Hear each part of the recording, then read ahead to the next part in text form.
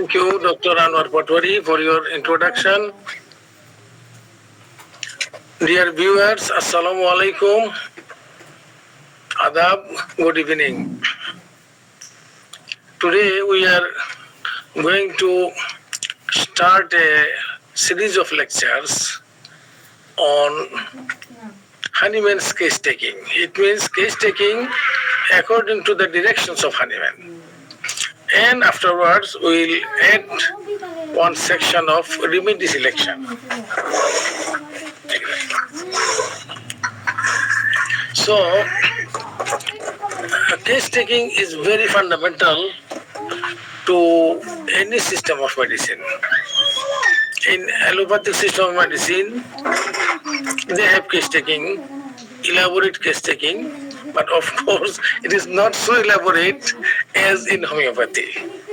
But they have their own principles and styles. And in homeopathy, of course, there is rules and regulations and principles laid down by Hahnemann himself in his organon, especially in aphorism from 82 to 104.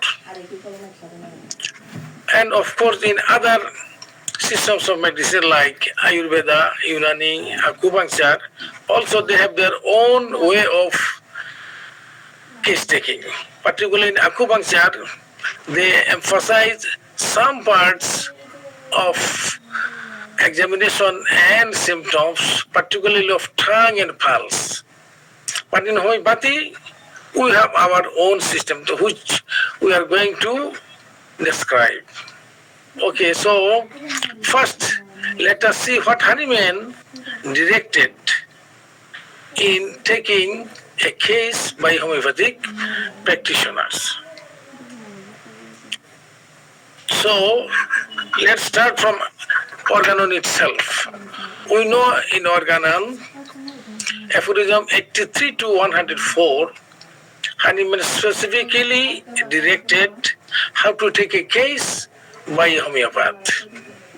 So just we try to follow what he said. First of all, he described what should be the character of a case taker.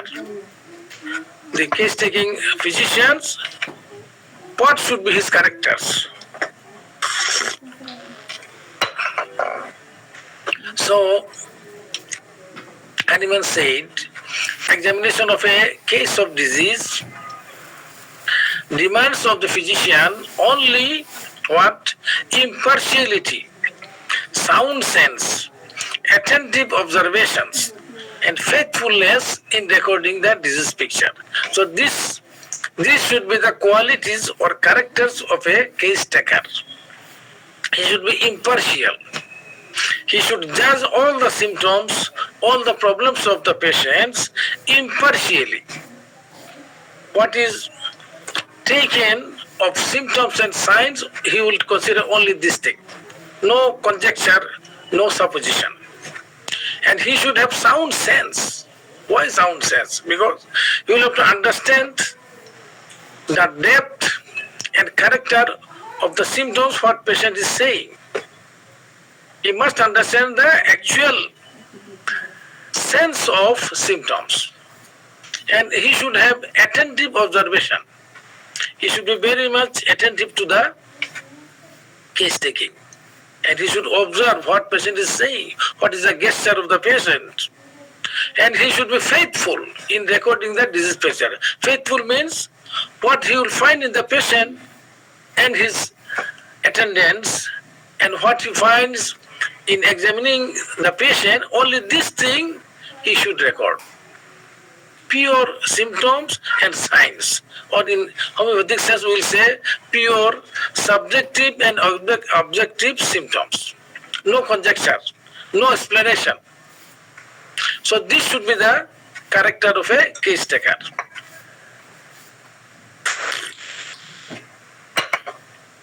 Now, what is his duty? Means what the duty of this case taker or the homeopath? Hahnemann says he will listen and writes. He will listen to the patient very attentively Then he will write what he learned from the patient. And in this thing, Hahnemann says, patient tells the history of complaints, relatives describe his complaints, his behavior, and everything they have noticed about him. So, you see, there are two parties in giving the history. One is patient himself. He will say of his complaints, he will describe of his complaints, and his relatives or attendants who are helping the patient or attending the patient, because they will see some signs and symptoms what patient himself does not know. What he does when he is in delirium, what he does when he is in sleep. But this thing patient cannot say. He has snoring, he laughs, he talks during sleep. This thing patient cannot say.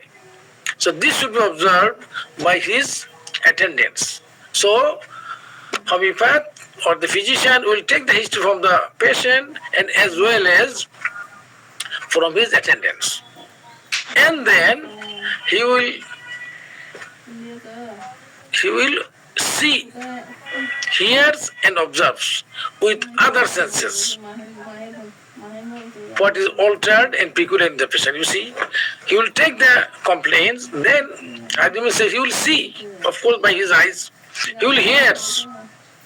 Patient may have some sounds, patient may have some noise, and he will observe. You see, sees and observes.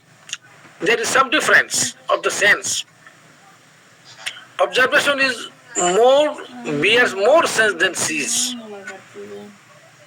With other senses, what is altered and peculiar. So he will, from the complaint, he will try to find out what is the alteration. Because patient was in health before, now he is ill. So what has been altered in his health? And what is the peculiarity in this alteration? And then he will write everything very exactly. Particularly the verbatim expression of the patient relatives. It means he will write exactly what the patient said. He will not explain and put his explanation here, no. What patient said, he will write this thing only. But there should be one clarification. Say for example,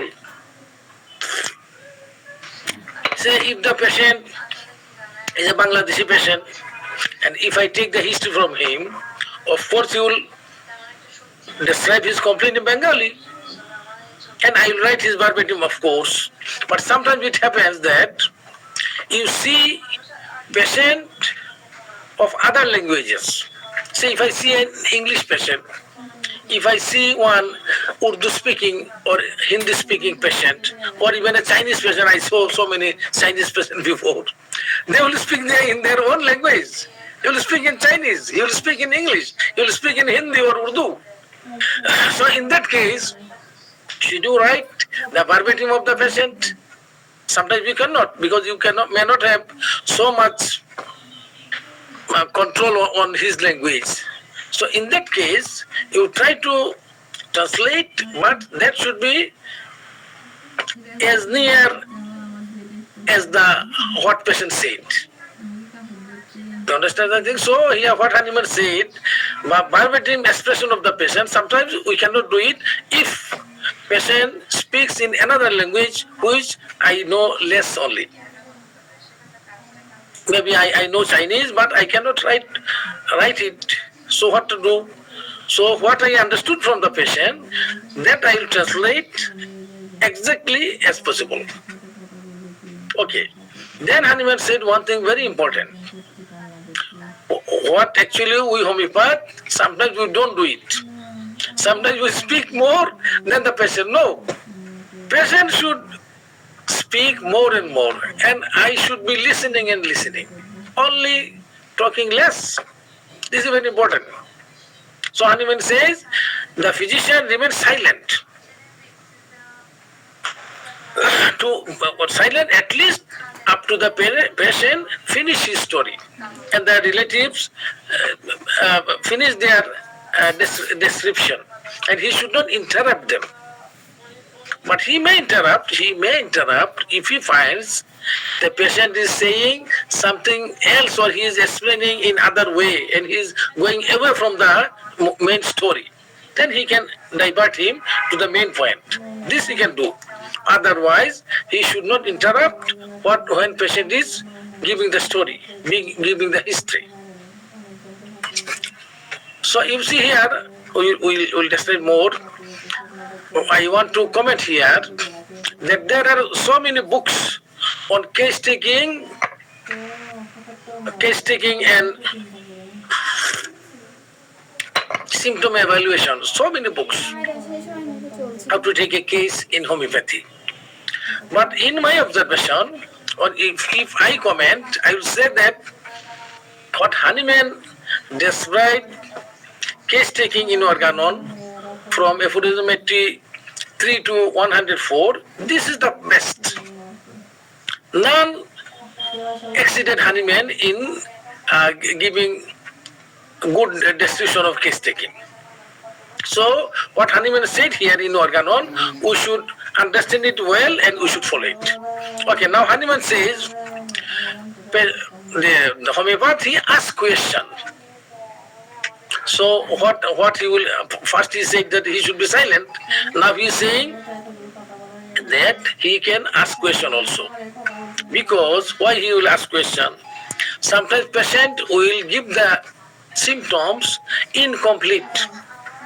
Now to select the medicine, we need complete sense or complete version of the symptom. So a patient may say that I have headache, but he did not say how it increases, how it decreases, how it is worse and how it gets ameliorated. So then he can ask patient, okay, you said you have headache. So where the headache starts? It may start from the frontal head, it may start from the occiput, it may start from the vertex, or it may start from the neck and then goes all through the head up to the forehead or even the eye. So he should ask the location and direction as well as the modalities. How your headache gets worse, how your headache gets ameliorated, and if there is any concomitant symptoms. So that should be asked by the physician to complete the symptoms. Then Hahnemann also mentioned one thing, that he should not ask a question that can be answered only by yes or no. It means this is called leading question. We should not ask a patient a leading question. We should not say that, are you not afraid of dark? So we should say, what are your fears? Just tell me. We should not direct him that he is afraid of dark or afraid of dog or afraid of this and that. No. We should ask him generally that please let me describe your fears. What things, what objects you are afraid of. Or we should say that are you not waking at night to pass urine? So this is a leading question. He will say yes or not. So Hahnemann said you should not ask a question that can be answered by yes or no. So ask a question generally, so that patient can answer it originally and with what he is understanding. Then Hahnemann said very important things, that if the information thus far nothing has been said about some parts or functions of the body, the physician asks whether there are anything to be said concerning those body parts and functions. You see, patients came to you with headache. Okay, he said he had headache for so many months or years, and this is the modality, this and that. Again, maybe he said that I have some cough, and you ask him how is the modalities of this cough and this and that.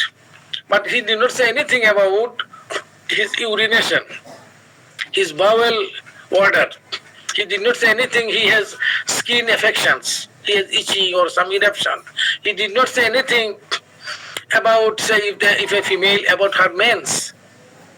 So after the patient finished his story, you should think or you should see what are the systems remain unanswered by the patient. He did not touch these parts. So then you ask, okay, let me say about your alimentary system. Do you have any, say for example, any flatulence, or describe me how you feel after your food, how is your stool? So about alimentary system, you ask him like this, do you have anything about your anus, any bleeding, any discharge, any pain? Because he did not say this thing, but he might have something there. He did not say because he did not come to you for that complaint now. He came only for headache. So he had one piles, he has one hemorrhoids without pain. So he did not mention it. So when you ask him about these systems, which he did not mention, you will find many symptoms there also. About his, say, teeth, because he did not come to you for teeth, for toothache. But when you ask him that what about your teeth? Do you have any problem in the teeth? Yes. Then he will show you that there are 7 or 8 caries. He did some filling or this and that, and there is some, say for example, bleeding from the gums, there is bad odor from the mouth, he has salivation, so many symptoms. So in Aphorism 88, Hahnemann said this thing. He said, if in the information thus far nothing has been said about some parts or functions of the body, that you should see what parts he did not mention. Then you ask him question about that parts, that systems. Okay? That's why we should know the complete symptomatology of a patient from head to foot. What are the symptoms in the head? What are the symptoms in the eye? What are the symptoms in the ear? What should be the symptoms in the teeth? Symptoms in the alimentary system, symptoms in the respiratory system, symptoms in the urinary system, symptoms in the male genitalia, female genitalia, symptoms in the skin, symptoms in back and extremities, so that you can ask him about all such systems. That's why we should have complete knowledge of body parts, this anatomy and physiology, so that we can ask and collect his symptom from those systems. We'll describe this thing afterwards. Now Hahnemann says that the physician has heard from the patient, he asked him questions, and also he heard from his relatives. Now he has so many information. Now what he will do? He will have to write, record. He himself observes in the patient, means his examination. After he took the symptoms, now he will try for finding signs. Now he will examine him, 2 types of examination. One is general examination, one is systematic examination. We will also describe this thing afterwards. General examination, he should see whether he has any anemia, he has any jaundice, he has any edema, what is the skin color. He should see his pulse, he should see his blood pressure. So these are the general examination. If he is febrile, he should see his temperature. Then he will examine his specific systems. So he came to you for asthma, bronchial asthma, from dyspnea. So you should examine his lungs by your stethoscope, and you should see what are the breath sound, what are the adventitious sound, this thing. Or he may have come to you with heart complaints. He has palpitation, he has pain in the heart. So you will have to examine specifically his cardiovascular system. You should push your stethoscope on his heart, should be able to know what is his heart sounds. Is there any murmur? Is there any thrill? So you should see in his pulse also if there is any mismatch between his heartbeat and pulse. So what Hahnemann said here, writes observed signs. These signs are of two types: general examination and specific examination, systematic examination. We'll describe afterwards. Now Hahnemann said, taking case of a chronic disease, he added something more here. Up to this, what he said, this is for a, say, acute disease or some disease what patient is not suffering for a long time. But if the patient has chronic disease like he has chronic bronchial asthma, he came with you for long-standing dyspnea. He came with you for IBS, irritable bowel syndrome. He has so many diarrhea and loose motion since long time. He came to you with neurological disorders. He has paresthesia, he has numbness in his legs since long time. Or he may have come to you with long-standing skin symptoms like eczema, psoriasis, like this. These are long-standing cases. So in homeopathic terminology we say these are chronic disease. So when you take that history of chronic disease, you should see something more. What Hahnemann said here, he said physician should carefully examine and weigh the particular conditions of patients' day-to-day activities and living habits, diet, his domestic situation, his family history and so on. For this thing you should know about his profession. If he is a patient of asthma, you should ask what is his occupation, where he works. You may find that he is working in a cement factory. He may have working in a chemical factory with fumes. Or you should ask about his diet also. His diet may have some abnormal component.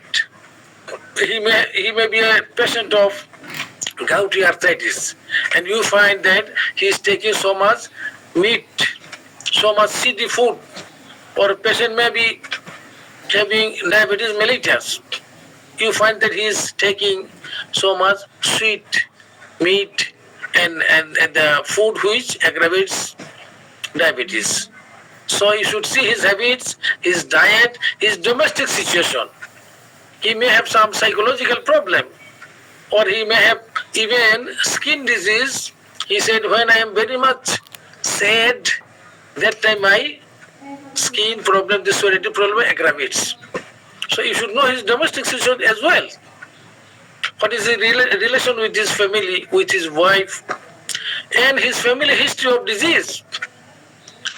This disease, this asthma, what he is suffering from, whether his family members, like his father, mother, or brother, they have this thing or not. So you should take his history, little bit, past and family history as well, so that it covers his miasmatic trends, so that you find components of chronic disease. Then Hahnemann said, history taking is the most difficult task. It is said that when you have taken a case very well, you have taken a good case taking. So they say that more than half of task has been finished. Case taking is so important because on this case taking, all your selection and evaluation of symptoms and giving your medicine, it will depend on this good case taking. And he said this case taking, this symptomatology should include the totality of symptoms. Now, what is totality of symptoms? So this is another topic. We will say totality of symptom is the picture of the disease the patient is suffering from. The exact picture of the disease condition of the patient is suffering from. So it should contain his mental reaction, his general symptoms, and particular symptoms. So in your case history, all this component should be there. Now, selecting the medicine. Hahnemann said, okay, you have taken the history very well. Now, what is your purpose of case taking? The purpose of case taking is to select the simillimum, to select the remedy. Now, how to select the remedy? This is another step. So, Hahnemann said, you see, he said, in treating especially chronic disease, the physician can always refer to the case history and peruse it to pick out the characteristic symptoms to choose the most appropriate homeopathic remedy from the materia medica. This thing he wrote in better way in aphorism 153 and 154. Hahnemann said, after taking the history, how will you select the medicine? By considering all the symptoms, what the patient said to you? No. You may have 50 symptoms, 60 symptoms from the patients, from head to foot. So should you evaluate all the symptoms and take it together to find out the medicine which covers all the symptoms? No. He said, you should find out in this totality the most peculiar, uncommon, rare symptoms. Uncommon symptoms, peculiar symptoms.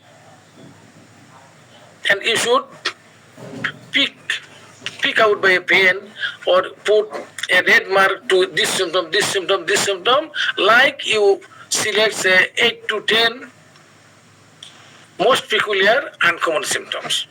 And you consider only these symptoms to find out the remedy. Not the 60 or 70 symptoms you collected from the patient, no. All these symptoms should not be considered to select the medicine. You cannot do it. So you should find out the uncommon symptoms, peculiar symptoms. These uncommon peculiar symptoms belong to the patient. And all other common symptoms belong to the disease. So you should take only the patients of the symptoms of the patient. And you try to find out what medicine from the materia medica covers these 7 or 10 symptoms. You may do it by your knowledge of materia medica, or you may take the help of repertory to find out the most appropriate remedies. After repertorization, you may find so many medicine coming in the selection. You collect first 3 or first 5, and then by cross-questioning the patient, you find out which medicine covers most of his symptoms. That should be your selected remedy. Now, a complete case history. After you take this history, how it should look. Here I put my points. When a patient come to you for some treatment of his disease condition, first what we do in the case taking form, we first write particulars of patient's identity. What is this?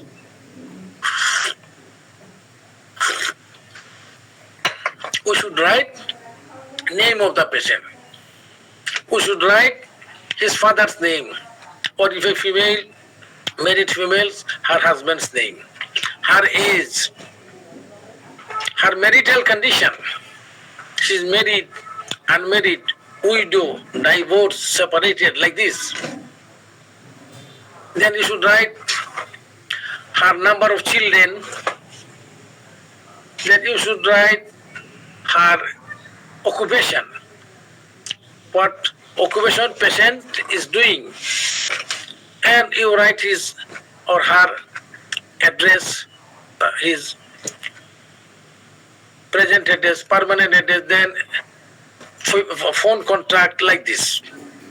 Even everything has, all these points has importance in managing a patient. You see, you write the name. Patient's name is, say for example, AKM Fazul Haq Chaudhuri. or say Muhammad Ayub Khan, something like this. From the name, you find a sense of his social position, maybe his education also.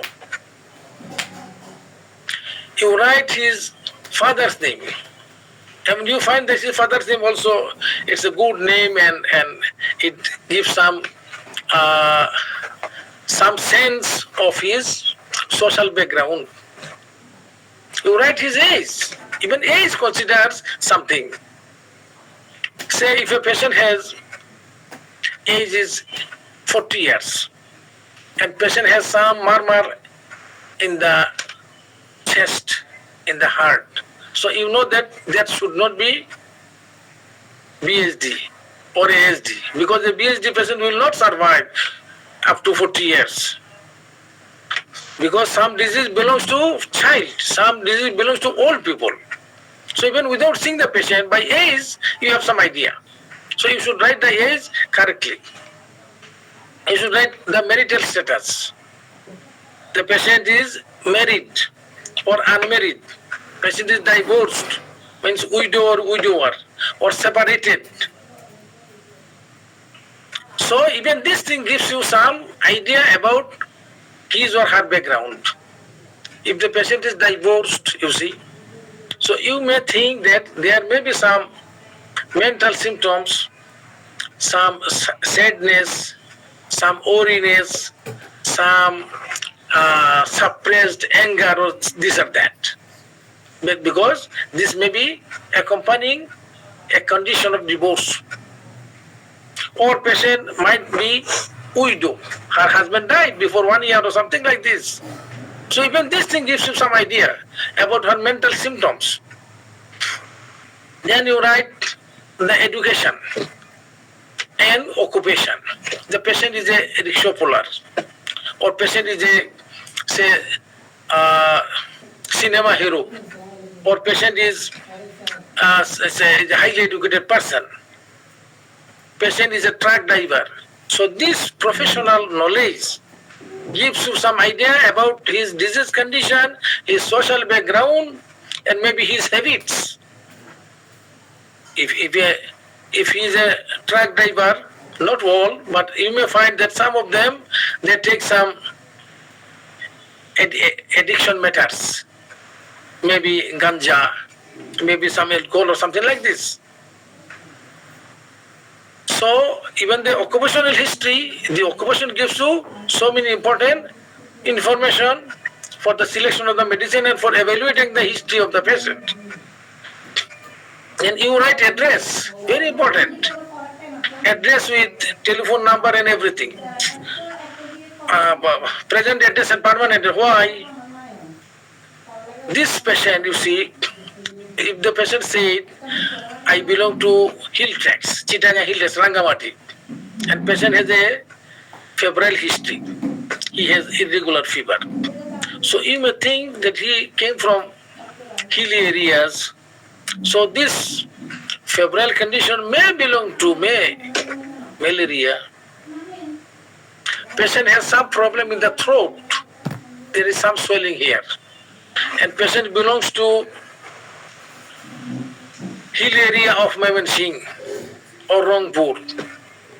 You may think, or you may find even, he has some problem in his or her iodine condition. You may find some hypothyroidism, even hyperthyroidism, mostly hypothyroidism.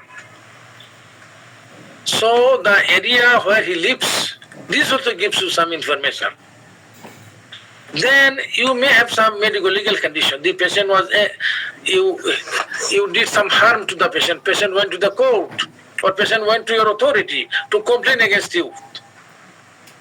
So that time his address, present address, permanent address, telephone, so that you can contact with him, with his family, this and that, will be very important.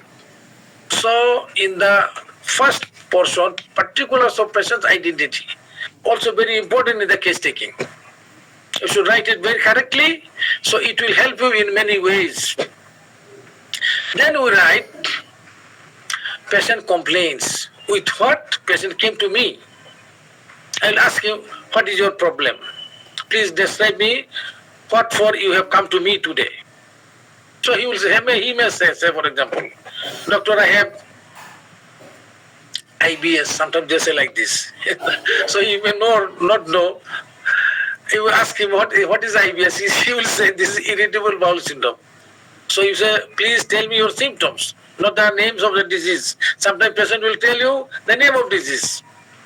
Then he will say, yes, I have diarrhea. In the morning I go to toilet, say 3 to 5 times. Anything I take, I cannot digest. It becomes flatulence.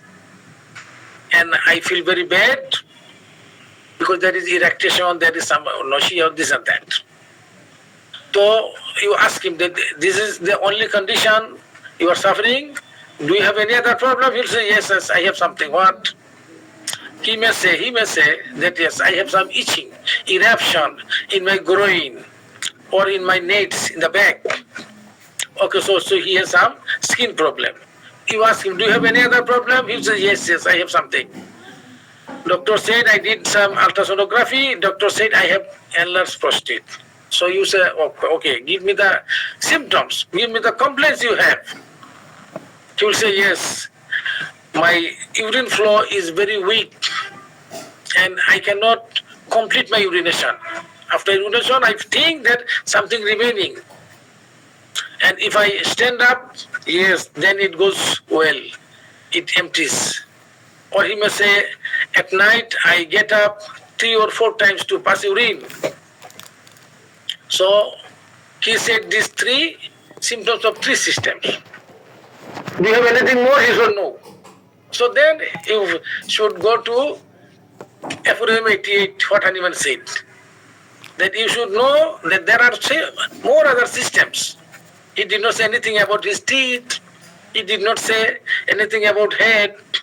He did not say anything about his skin or something like this. So you ask question to know what symptoms belong to that systems. If there is nothing, okay, you write that there is no symptom or nothing. But if there is something, you write. He may say that I have caries teeth, 5 or 6. Okay, write 5 or 6 caries teeth. Do you have any pain? Yes, I have pain. Write the modality. How it is aggravated? He said, if I take cold water, it gets worse. There is bleeding, there is bad water in the mouth. You write this thing. So in that way, you should write the all particular symptoms, all the complaints of his disease condition. Then he did not say anything about his general condition because he does not know that should be told to the doctor. But you should take his general symptoms and mental symptoms as well, though he did not tell to you. Then you go for general symptoms. You ask him, you like cold or heat? Or what aggravates your condition? You feel better in cold or in warmth? What is your thirst? You take water enough, less or more? What is your appetite? He did not say anything before. Then can you tolerate if you are too much hungry? Can you wait? Or what is your bathing condition? You take bath every day or not? Then you ask him the desire about his food. What food you like most? What food you don't like at all? What foods it aggravates you? Then you ask him about his sleeping condition. How do you sleep? He said, oh, I cannot sleep. I am sleepless. Why sleepless? Then he said, I sleep, but it is broken 3 or 4 times. Why it is broken? Then he will say, I have my itching, or maybe he will say, I have my cough or dyspnea. This breaks my sleep. I get up and then again I sleep. In the morning, I feel very much unfresh, very much tired. Then we ask him, how do you sleep? What is the position of your sleep? On your abdomen or on back or on side, like this. Then you ask about he has any dream. So in this way, you take the general symptoms. What he did not say at all. Then you go to mental symptoms. In mental symptoms also you should know what mental symptom you should ask him. If you ask him, okay, give me your mental symptom, he will not say anything because he does not know. But you should know what mental symptom you search, you want. So we should take also this one not haphazardly, not randomly, by a systematic way.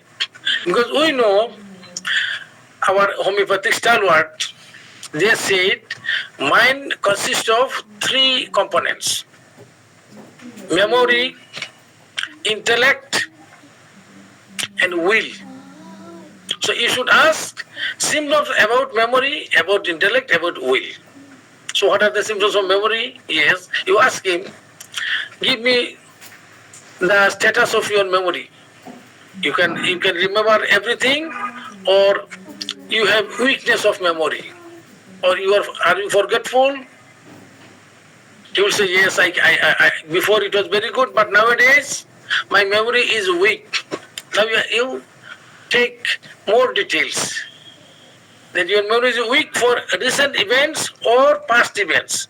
He may say, yes, I can remember the events before 30 years, but I cannot remember what happened little before. Then you may ask him that, can you remember the name of people? He said, no. Yes, this thing very important. I always forget the names of people. So you write about his memory. You write about his intellect. If a child, you ask the parents that how your child is doing in the school, his level of intellect, his IQ level, is he mentally retarded or he is very intelligent one, then you go for any fear of the patient.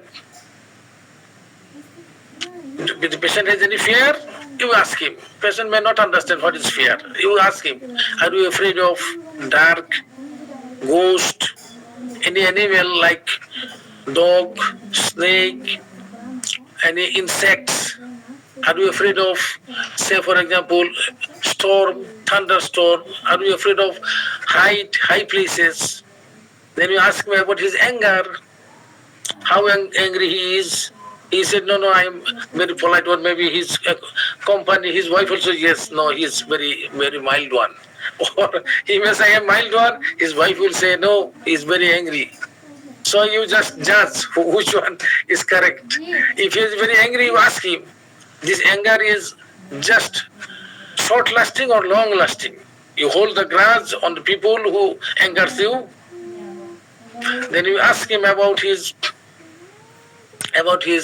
say, he's very much dominating person, or rather the opposite, that he's dominated by his parents. You can ask a school student who is not doing well in the school. He cannot remember anything, and he does not have attention to his study. His mother said. Then you try to find out whether his father is very dominating upon the boy, that he is dominated by father. He cannot do anything by himself unless his father allows. So these are the mental symptoms you should collect. Then ask him whether the patient is very timid, shy, or he cannot say anything, or he cannot deliver anything in front of people, or he is very homesick, or he likes to go here and there. He is very tidy, or he is very untidy. He is fastidious. He is very hurry, or he is very lazy. What about his spending money? He is avaricious or not avaricious? So these are the mental symptoms which person will not say unless you inquire. So after taking your particular symptoms, you take the general symptoms, you take the mental symptoms. I put mental symptoms at the end. Why? There is also one point for this. You see, when patient comes with his bodily symptoms, particular symptoms, he will tell you with good description that I have pain here, there, it is worse like this, it is ameliorated like this, I have itching here and there. Everything he will tell you very clearly. But don't ask him any mental question in the beginning. you may not find the good symptoms. So after particular, go to general. General goes little personal information. He likes hot or cold weather. He goes to, say, he takes bath very regularly or maybe 2 days in a week, or what is his desire of food and this and that. After taking particular and general, you will be little bit closer to the patient. Patient will begin to believe you, to trust you. So then you go for mental symptoms. Also mental symptoms, first we put memory symptom, which he can say very easily. What is your, how is your memory? He will say, yes, I am very forgetful. I cannot remember anything. I forget the name of people, this and that. Then you go for symptoms of intellect. He has any confusion, he has any mistake. A patient may say that when I go to sleep, I become confused that whether I lock the door or not, and I go and check it. This symptom belongs to intellect. This also he will say to you very easily. But if you want to ask him, because you find the patient is depressed, he looks depressed, he does not smile with you after 1 hour of conversation. So he may have some sadness, some suppression of emotions. So you will have to win his trust or her trust to ask this question and find the symptoms. So when you keep mental symptoms at the end, by this time you gain little bit trust of the patient. So that if you ask that, do you have, I ask like this, that all over the day, do you remain very jolly, happy, moody, with a good mood, or are you feel depressed, alone, and you don't like to laugh, you don't like to play, don't like to mix with others? What is your condition? I find a little bit you are depressed. Now if the patient trusts you, she will say, yes, I have some problem. So what problem? Little by little you ask. Do you have any family problem, any social problem, any problem of your job? You may find that she had some problem with husband, some problem with mother-in-law, some problem with her job. She's a teacher and her headmaster is a very dominating one. He always scold and always punish her. Or you may find that she will say, I have 2 miscarriages in the last 3 years. And one miscarriage was a son. So she cannot forget that she lost a son by miscarriage. And this grieves her much. So these symptoms, if you want to take from her, you should be very, very, intelligent and very patient and empathetic with patient. Then you can gain trust of the patient, you can take all these symptoms. So after all these symptoms, particular, general, mental, then you go for past history of past illness. Okay, I have now known all your present complaints. What about your past illnesses? Right from birth you can ask. If a patient of say 12 years, 14 years, I ask that whether he was born by cesarean section or normal delivery. Right from that he will start. No, he was born by cesarean section, they will say. So it was born early or in full time. Doesn't know he was born early in 32 weeks. Then what about his working? He worked in 1 year, in first year, or it was delayed. They must know he worked in say 1.5 years. So what about his talking? It started since first year or it took time? He don't know. He started talking say for after 3 years. So you find that he has some developmental backwardness. He has developmental anomaly. Then you ask whether he has any childhood disease, Then afterwards, if he's an old man, you ask, do you have any diabetes, blood pressure, hypertension, any say bronchial asthma, any thyroid problem, any operations? You can ask. If a female, she will say yes, I have 2 cesarean section. So all this you write. Then you go for family history. You ask the patient that tell me about the illnesses of your first grade family members, like your father, mother, brother, sister, and also first cousins, his uncle, his aunt, his nephew, or his cousin. But one may say that my father, my parents said nothing. But if you ask, then you find that they may have diabetes mellitus, some of his parents, or maybe cousins, or maybe his aunts or uncle had tuberculosis. Some might have cancer, some might have bronchial asthma. So you write from the first history, so that from the family history. So it will give you the miasmatic background of the patient. Now, after writing all these things, your writing history is complete.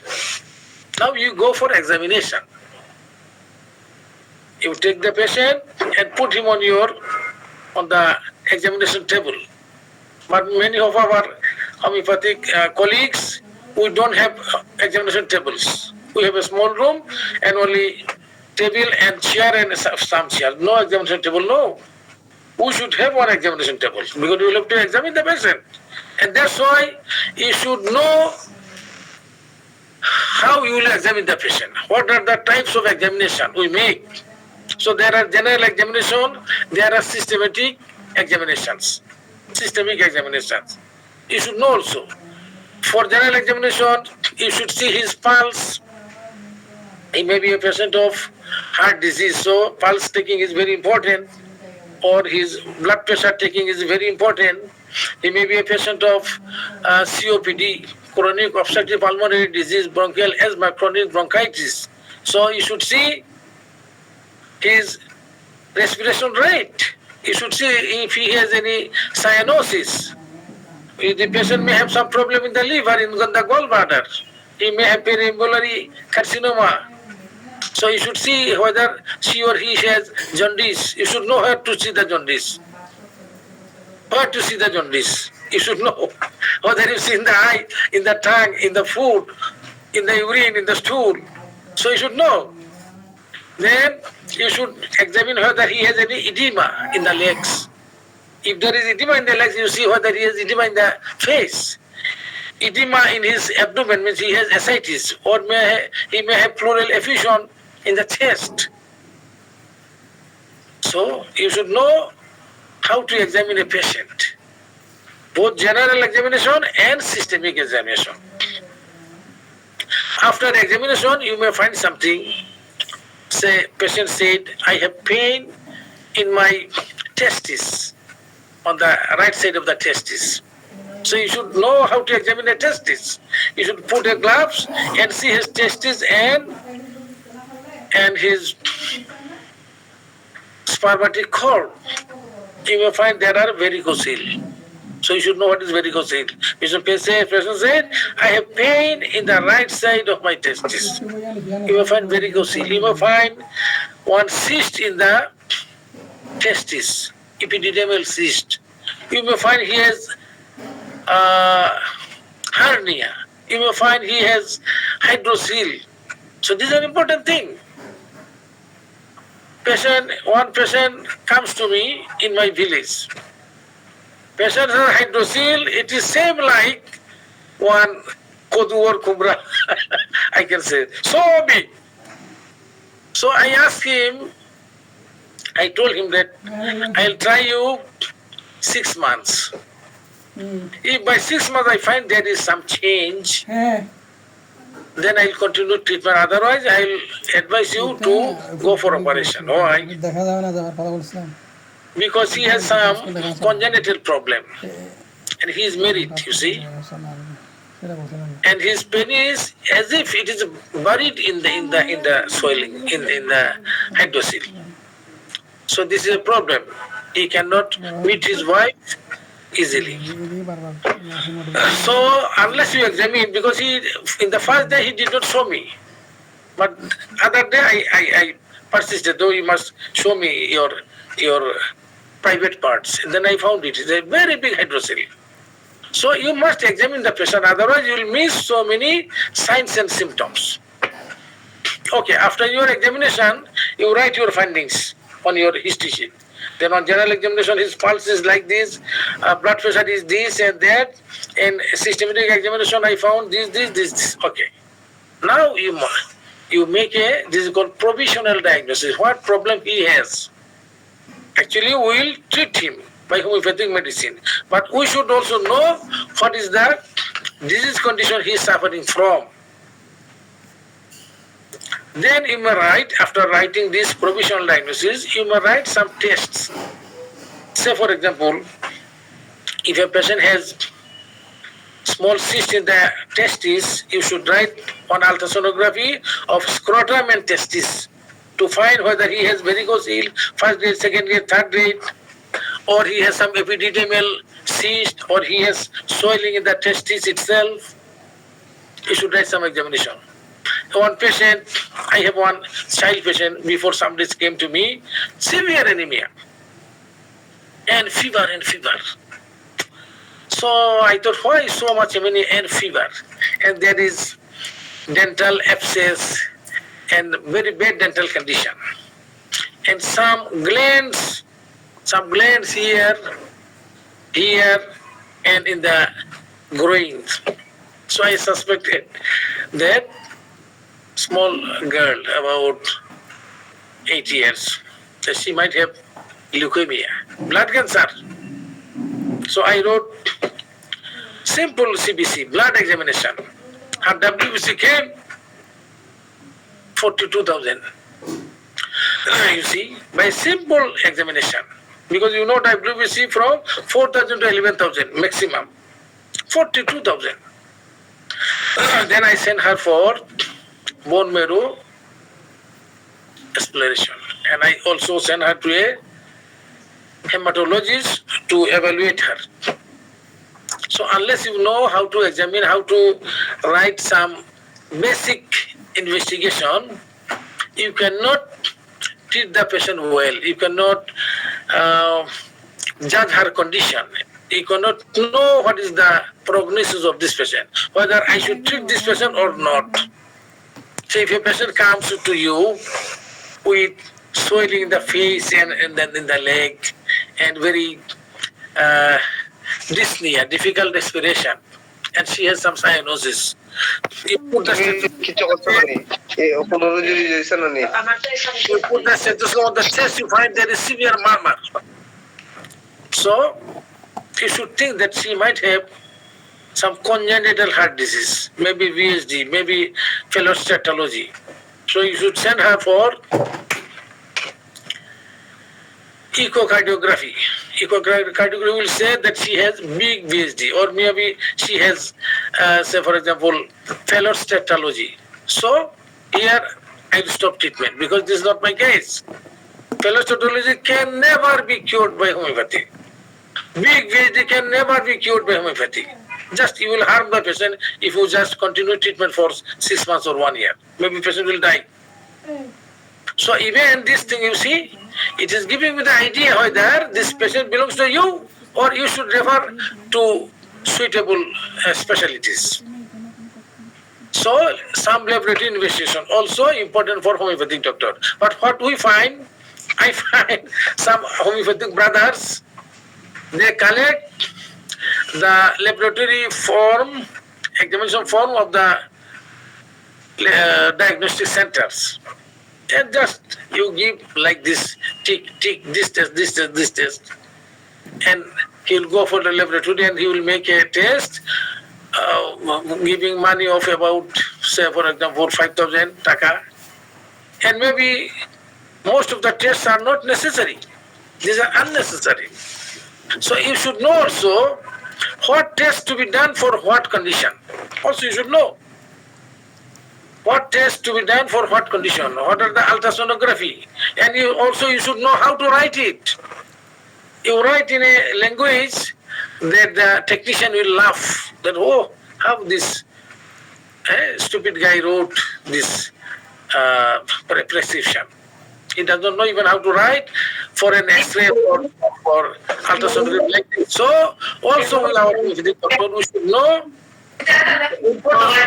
investigations and how to write the request. After all these things, now we go for selection of remedy. After doing all these things, I took the history, I did examinations, and I made a provisional diagnosis. Then I wrote for some preliminary investigation. The patient will maybe bring this report afterwards. But now I can give some treatment from the present symptomatic, this totality of symptoms. So this is selection of remedy. I think we can discuss it afterwards. I will tell you one thing. In my next lectures, I will show that all homeopaths should know, because Hahnemann said in aphorism 88, after patient gave you the history, after his attendance gave you the condition what the patient is suffering from, you should see which organs or which system he did not mention for any symptoms. And you ask symptoms about that systems.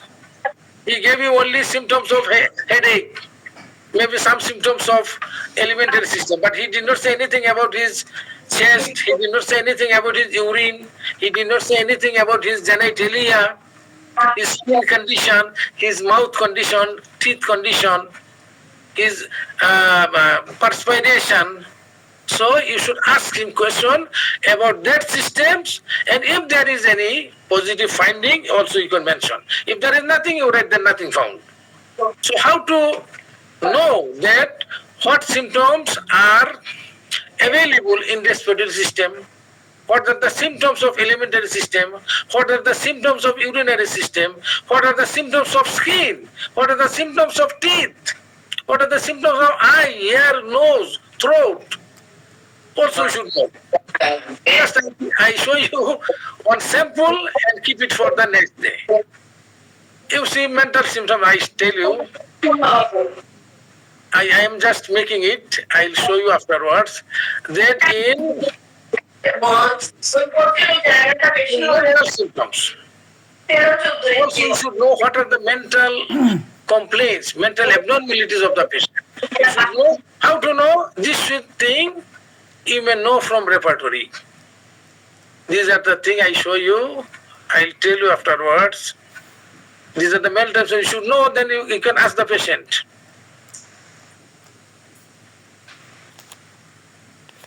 So these are the things I'll discuss afterwards, how to ask patient. Say if you want to know about his teeth condition, what question you will ask him? What are the symptoms in teeth? You should know. Where you will know?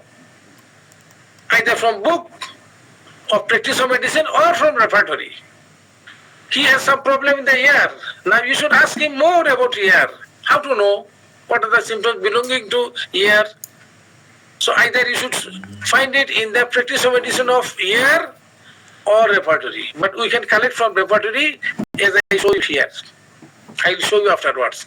When you know all these symptoms, at least you should have idea of the symptom, then you will be a knowledgeable practitioner. You can ask, do you have any problem in your mouth? He said no. Then you tell him, okay, show your teeth, then you find the symptom.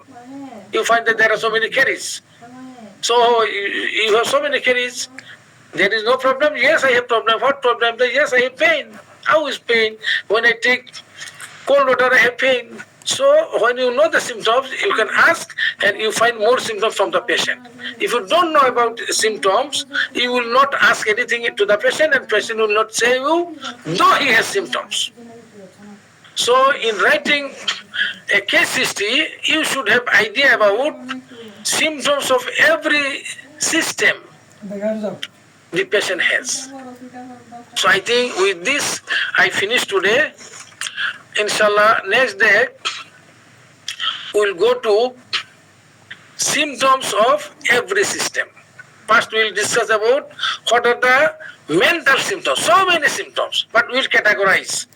What are the fears, what are the anxieties, what are the symptoms of anger, what are the symptoms of, for example, memory, what are the symptoms of intellect.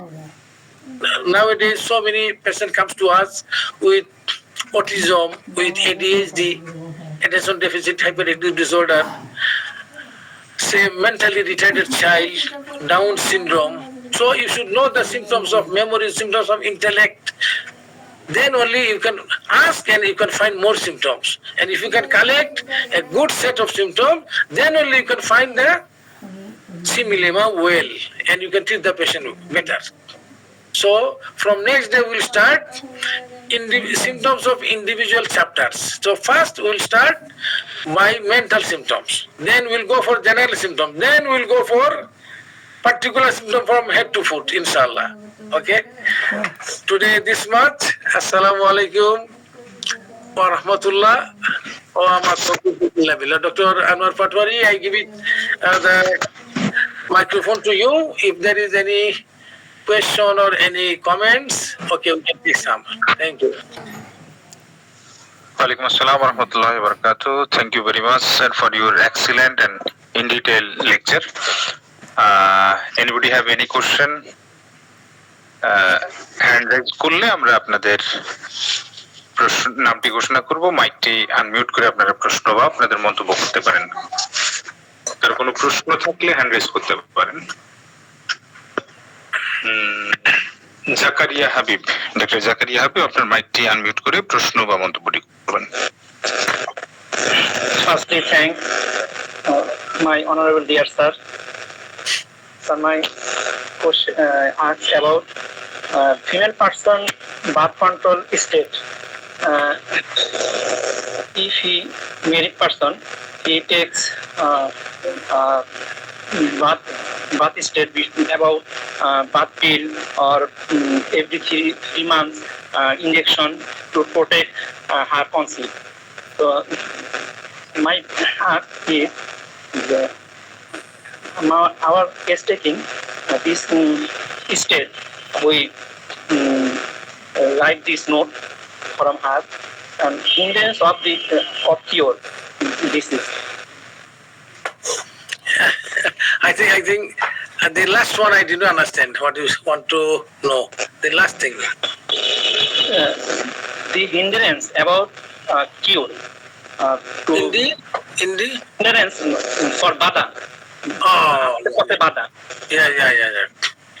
Yes, as I said, in the past history, we should ask about the illnesses the patient suffered before, about the operations patient underwent before, and even the drug history, allopathic as well as homeopathic. That what allopathic medicine he has taken before or even maybe now taking. Even homeopathic, maybe he came to you from a homeopath. So if it is possible to know what medicine he has taken from the homeopath already, it is better. Yes, of course, this birth control pill means it is called OCP, oral contraceptive pill, OCP, oral contraceptive pill.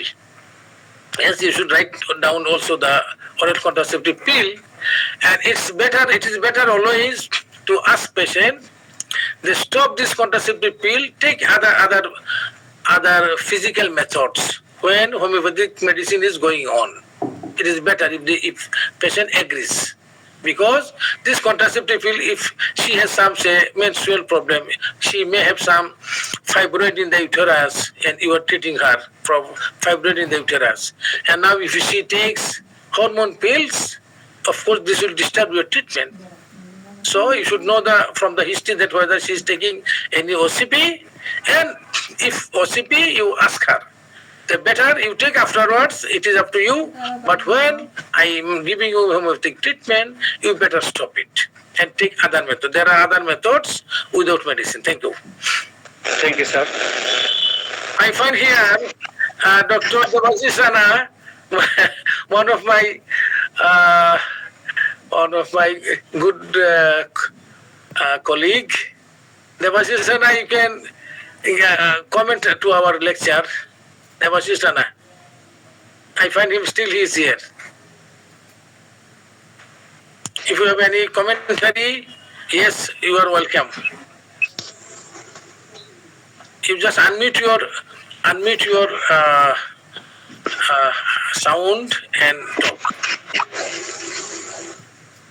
Dr. Patwari, you can find him. I find him there. Doctor, And also, Dr. Shibri, if you are here, just you can comment or you can contribute to our knowledge by adding something.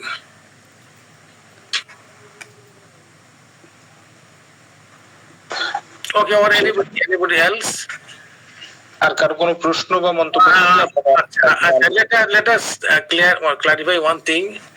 আপনারা okay, lecture portion was in English, কিন্তু আপনারা বাংলাতে প্রশ্ন করতে পারেন। আমি বাংলাতেই answer দিব বা ইংলিশে আনসার দিব, কোনো অসুবিধা নাই। বাংলাতেই প্রশ্ন করতে পারেন, সো দ্যাট আমরা এখান থেকে জিনিসগুলো ভালো করে বুঝতে পারি, শিখতে পারি। বাংলাতে প্রশ্ন করতে পারেন। স্যার মাইন্ডের মেমোরি ইন্টেলেকচুয়াল আরেকটা আইটেম বললেন এলিমেন্ট, আরেকটা এলিমেন্ট কি জানো? Will emotion sir will WILL বাংলাতে বলে স্মৃতি, বুদ্ধি ও প্রীতি। স্মৃতি মানে মেমোরি, বুদ্ধি মানে ইন্টেলেক্ট, আর প্রীতি মানে will emotion. Thank you sir. মনে করো আকুল, আমার মনে তুমি আমার অ্যাসিস্ট্যান্ট ছিল বহুত আগে, তাই না?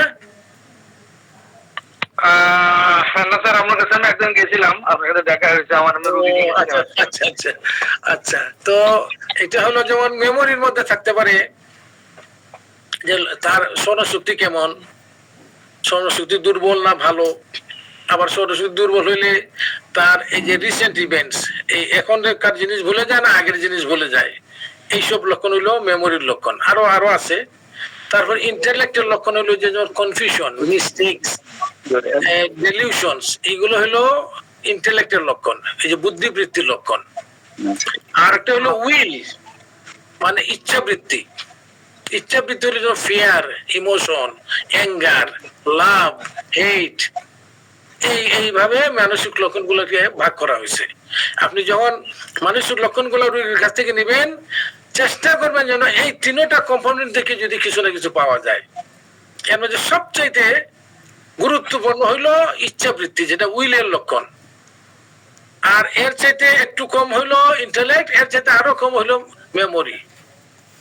এই জন্য আমরা যদি হিস্ট্রি নেওয়ার সময় আমাদের মাথায় থাকে যে লক্ষণগুলো কি কি লক্ষণ একটা রোগীর মধ্যে থেকে আমরা আশা করি, তাহলে কিন্তু আপনি তাকে ইন্টেলিজেন্ট প্রশ্ন করতে পারবেন এবং তার কাছ থেকে অনেক বেশি ইনফরমেশন পাবেন, যার মাধ্যমে আপনি একটা ভালো ওষুধ হয়তো তাকে সিলেক্ট করতে পারেন। Thank you sir, thank you very much. Thank you sir. Doctor Debashis Rana স্যারকে দেখতে পাচ্ছি, স্যার আপনার কমেন্ট্রি প্লিজ। আচ্ছা, দেবাশিস আমি একটু বলি। দেবাশিস আমার থেকে বয়সে কিছু ছোট, আমার খুব একজন প্রিয় পাত্র। এবং আমার স্ত্রী যখন বেঁচে ছিলেন, ওটা ঢাকায় আসলে আমার বাসায় থাকতো এবং অ্যাকচুয়ালি আমরা খুব গুড সময় কাটাইতাম। যে খুব ভালো হোমিওপ্যাথ, আমরা সবাই চিনি তারে।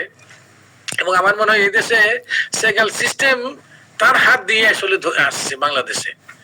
হয়তো তার নামটা বেশি আসে না, কিন্তু আমি যদ্দূর জানি সেগালের সাথে সেই প্রথমে একদম 82-83 সালে যোগাযোগ করছে, তার কাছ থেকে শিখে, এবং তার হাত ধরেই সেগাল সিস্টেমটা বাংলাদেশে আসছিল। এবং সেগাল ছাড়াও is a very good classical homeopath. Debashis বলো।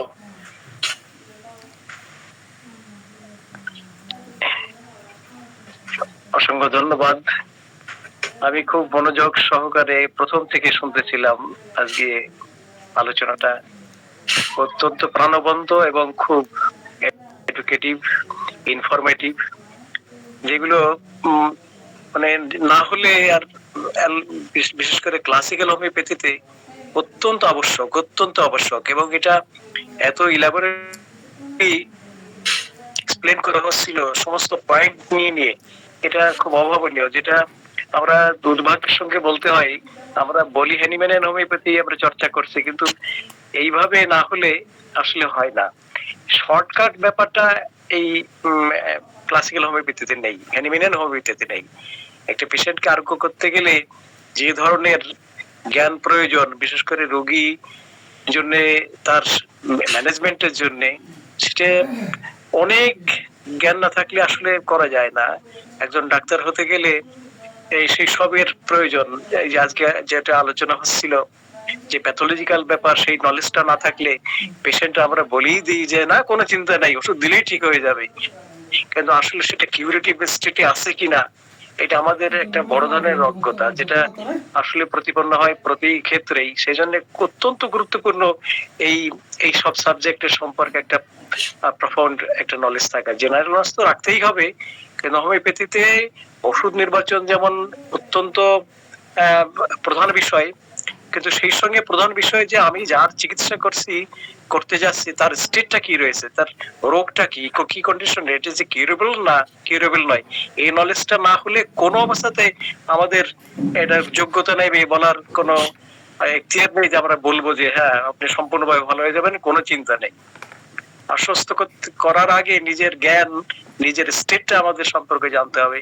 আর সবচেয়ে বড় কথা কি, এই ক্লাসটা এত ফ্রুটফুল, এত ইনফরমেটিভ এবং এটা এডুকেটিভ, এ বলার অপেক্ষা রাখে না। আমি আর কি বলবো, যে এইভাবে চলুক। আমি মাঝখানে একটু বিশেষ কারণে সংযোগ থাকতে পারিনি, আশা করি প্রত্যেকটা ক্লাসে আমি থাকার চেষ্টা করব। এই মাঝখানে কিছু সমস্যা গেছে আমার, সেই কারণে আমি করতে পারিনি। আজকে যে আলোচনা হলো সবাই উপকৃত হয়েছেন এবং হবেন বলে আশা করি। আগামীতে এটা কন্টিনিউ করবে, আবার বাংলায় হবে, ইংরেজিতে যেটুকু বাকি রয়েছে সেটুকু হবে। সবাই আমরা উপকৃত হব যদি এর সঙ্গে আমরা জুড়ে যাই, জানার চেষ্টা করি। সব থেকে একটা বিষয় হচ্ছে আমার যেটা মনে হয়েছে, আমি যদি নিজেকে ছাত্র মনে করি তাহলে আমি শিখতে পারবো, আর যদি মনে করি যে আমি শিক্ষক বা আমি শিখে গেছি আর কি শেখার নেই, তাহলে আমার শেখার দরজাটাই বন্ধ হয়ে যায়। সেজন্য সবার কাছ থেকে, সমস্ত জায়গা থেকে আমার মনটা খোলা থাকলে সমস্ত জায়গা থেকে শেখা সম্ভব, এবং নিজেকে সমৃদ্ধ করার অন্য কোনো পথ নেই এই আলোচনার ছাড়া, লেখাপড়া ছাড়া। তো অসংখ্য ধন্যবাদ আমাকে একটু বলতে দেওয়ার সুযোগ দেওয়ার জন্য। ধন্যবাদ সবাইকে। Thank you, Dr. Devashish Rana, for your kind and thought-provoking comments. Okay. Sir, আর কারো কোনো প্রশ্ন বা মন্তব্য না থাকলে, শীতের রাত, অনেক রাত হয়েছে, প্রায় রাত 11টা বাজতে চললো, আমরা মনে হয় আজকের মতো এখানে শেষ করতে পারবো, যদি কোনো মেসেজ না থাকে, কনক্লুশন মেসেজ যদি না থাকে। আমি একটা বলতে চাচ্ছি যে এই ক্লাসটা, এই ধরেন এটা আমি একটা বানাচ্ছি, হনের লেকচারটা এখন আমি বানাচ্ছি, তো এটা কিন্তু একটা খুব ইনফরমেটিভ ক্লাস হবে। এই কারণে, কারণ ওই যে আমরা অনেকেই সিস্টেম ওয়াইজ কি কি লক্ষণ থাকে মানুষের শরীরে, মানুষের দেহ মনে, আমরা কিন্তু জানি না। আর এগুলো যদি আপনি না জানেন তাহলে রোগীর কাছ থেকে সিমটমও আপনি বের করতে পারবেন না। যে বলা হয় যে মানে একটা case well taken, it completes more than half of the management of the patient. আপনি এই যে কেসটা ওয়েল টেক করবেন, ওয়েল টেক করতে গেলে কিন্তু আপনার মধ্যে অনেক মশলা থাকা দরকার। এই যে রোগীর লক্ষণগুলো আপনি নিবেন, এই নিতে গেলে প্রত্যেক সিস্টেম ওয়াইজ কি কি লক্ষণ আছে এই সম্বন্ধে একটা আইডিয়া থাকা দরকার। আমি চেষ্টা করব ওই সিস্টেম ওয়াইজ কি কি লক্ষণ রোগীদের মাঝে থাকে। মনে করেন একটা রোগী যদি আপনার কাছে প্রস্রাবের লক্ষণ নিয়ে আসে, তার ইউরিনের সিস্টেমে সাধারণত কি কি লক্ষণ থাকে এটা সম্বন্ধে যদি আপনার আইডিয়া থাকে, তাহলে কিন্তু রোগীর কাছ থেকে আপনি আদায় করতে পারেন। রোগী তো শুধু বলে পেশাবে জ্বালাপোড়া করে, বাস। এটার মধ্যে আরো অনেক কথা আছে, আপনি নিজে জানলে আপনি রোগীর কাছ থেকে আদায় করতে পারবেন। ওই জিনিসটা আমি করার চেষ্টা করবো। তো আমি আশা করি যারা আসবেন এই ক্লাসে, এইগুলো দেখেন, এইগুলো সৎকায় জারিয়া, এইগুলো আমরা শিখছি বহুত কষ্ট করে। এখন কষ্ট করে শিখছি, এইগুলা চাই, এখন আমাদের বয়স হয়েছে, আমরা কতদিন আর বাঁচবো জানি না, এইগুলো দিয়ে যেতে চাই মানুষকে, না এগুলো আবার সাথে নিয়ে আমি কোথায় যাব। এই জন্য যা আমরা কষ্ট করে শিখেছি এইগুলা আমরা দিয়ে যেতে চাই, যারা আমাদের ইয়াংরা যারা আছেন, যারা এখনো হয়তো ধরেন এত কিছু বুঝে উঠতে পারেন নাই, শিখে উঠতে পারেন নাই। তো এই জন্য আপনারা এনকারেজ করবেন যারা ইয়াং হোমিওপ্যাথ আছে, ইভেন যারা স্টুডেন্ট, এরাও যেন এই ক্লাসে থাকে। এবং দেখেন আপনি যে ইংলিশের লেকচার শোনা, এই শোনাটাও একটা ইম্পর্টেন্ট ব্যাপার। আপনি শুনতে শুনতে একদিন বলতে পারবেন। কারণ আপনি যদি, আমি অনেকবার বলি, বাংলাদেশের বাইরে যান আর কলকাতার বাইরে যান, তাহলে আর বাংলাতে আপনি হোমিওপ্যাথির কোনো কথাই শুনতে পারবেন না, সব ইংলিশে। আপনি যে কোনো জায়গায় যেমন বোম্বে যান, আপনি দিল্লিতে যান, ইন্ডিয়ায় তো, কিন্তু আপনি বাংলাদেশ, আপনি ইংলিশে বুঝতে হবে, ইংলিশে শুনতে হবে। তো আমাদের দেশে আমরা কেন এই প্র্যাকটিস করি না? কেন আমাদের হোমিওপ্যাথরা আমরা ইংলিশে ডিসকাস করি না? আমরা তো বাংলাতে করি, কিন্তু একটা আমরা ফোরাম রাখি যেখানে আমরা ইংলিশে লেকচার দেওয়া, লেকচার শোনা, পার্টিসিপেট করে এগুলো করতে পারি। তাইলে কিন্তু আপনাদের একটা প্র্যাকটিসের ওয়ে আসলো। আমি তো মনে করি যে চেষ্টা করবেন, কেউ যদি প্রশ্ন করতে চান আমাদের বিশেষ করে ইংলিশ ক্লাসে, ওই ইংলিশেই করতে চেষ্টা করেন, ভুল হোক কোনো অসুবিধা নেই। আমরা তো বাংলাতে এই লেকচারগুলো বাংলাতে পরবর্তীতে নেব আমরা, কিন্তু ইংলিশ ক্লাসে আপনার এটা একটা এক্সট্রা লাভ হচ্ছে যে আমি একটু ইংলিশ, আমার একটু আপনাদের একটু ফ্লো বাড়ছে, যারা একটু ফ্লো কম আছে, বা অ্যাটলিস্ট একটু আপনি কিছু ইংলিশেও হোমিওপ্যাথিটা শিখছেন আপনি। তো এই জন্য এই ক্লাসে যারা ছাত্র যদি আসে, ইয়াং হোমিওপ্যাথ আছে, আমার মনে হয় আরো বেশি উপকৃত হবে। আমি জানি না ইনফরমেশন গুলা বিভিন্ন কলেজে বা ইভেন সরকারি কলেজেরও আমি দেখি না করে এখানে। আমার তো মনে হয় যে এরা লাভবান হইতো, কেন আমাদের ক্লাসে কি উনি, আমি জানি না, তাহলে কিন্তু ওরাই লাভবান হইতো। তো এই মেসেজটি দিচ্ছি, আপনারাও ছাত্র বা ইয়াং হোমিওপ্যাথ যদি আপনাদের পরিচিত থাকে, তাদেরকে এনকারেজ করবেন এই ক্লাসে যোগ দেওয়ার জন্য। এটা আমরা ফ্রি ক্লাস দিচ্ছি, একদম সব ক্যাজারিয়া। ওকে, ধন্যবাদ। ধন্যবাদ স্যার, বিশেষ করে ডক্টর দেবাশিস রানা স্যারকেও ধন্যবাদ। স্যার আজকে সবার আগে ক্লাসে উপস্থিত হয়েছিলেন এবং শেষ পর্যন্ত ক্লাসে আছেন। আর স্যারের একটি কথা আবারও রিপিট করি যে আমরা ছাত্র হিসেবে যদি ওপেন মাইন্ডেড হয়ে আমরা যদি ক্লাসে বসতে পারি, তাহলে আমরা শিখতে পারবো। আর আমরা অনেক কিছু জেনে গেছি, শিখে ফেলছি, তাহলে আসলে শিখার দরজাটা আমি নিজেই বন্ধ করে রেখেছি। তো মুক্ত মনে আনপ্রেজুডিসড হয়ে যেমন আমরা মেডিসিন সিলেকশনের ক্ষেত্রে এবং হোমিওপ্যাথিতে এই আনপ্রেজুডিসড থাকার যে ব্যাপারটা আমরা সব সময় প্র্যাকটিস করি, আমাদের জীবনেও যেন সেই জিনিসটা থাকে, তাহলে আমরা অনেক বেশি শিখতে পারবো এবং আত্মমানবতার সেবায় নিজেদেরকে নিয়োজিত রাখতে পারবো। তো সকলের জন্য দোয়া করে সকলকে যেন আল্লাহ রাব্বুল আলামিন সুস্থতার সহিত দীর্ঘায়ু দান করেন, সেই দোয়া করে আজকের মতো এখানেই শেষ করছি। আল্লাহ হাফেজ। আসসালামু আলাইকুম ওয়া রাহমাতুল্লাহি ওয়া বারাকাতুহু।